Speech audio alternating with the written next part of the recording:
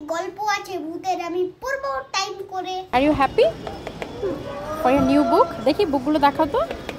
একদম আমার বয়সও 5, আমার বইও 5।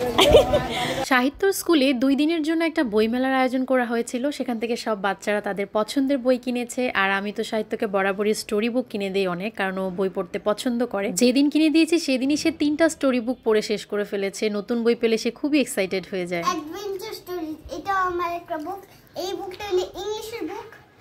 এই বুকে অনেকগুলো স্টোরি আছে, এগুলো আমি পড়বো। ক্যাট অ্যান্ড স্মার্ট চিকেন, এটা হলো এখানে ওরা বাংলাও লেখে ইংলিশও লেখে, ট্রান্সলেট করা আছে, তাই তো? এটা হলো ট্রান্সলেটেড বুক। আর এটা আরেকটা ট্রান্সলেটেড বুক, এটা হলো ডাঙ্কি আর ডগ।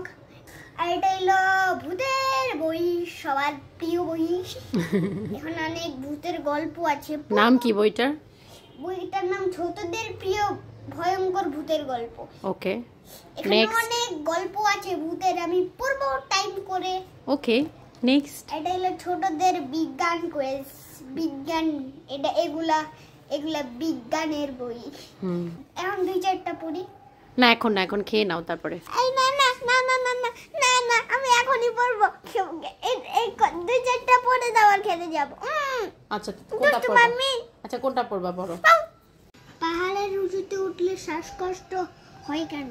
সমতল থেকে যতই উপরে ওঠা যায় বায়ুস্তর ততই হালকা হয়ে আসে। অক্সিজেন সিলিন্ডার ও মাস্ক ব্যবহার করা হয়। Very good.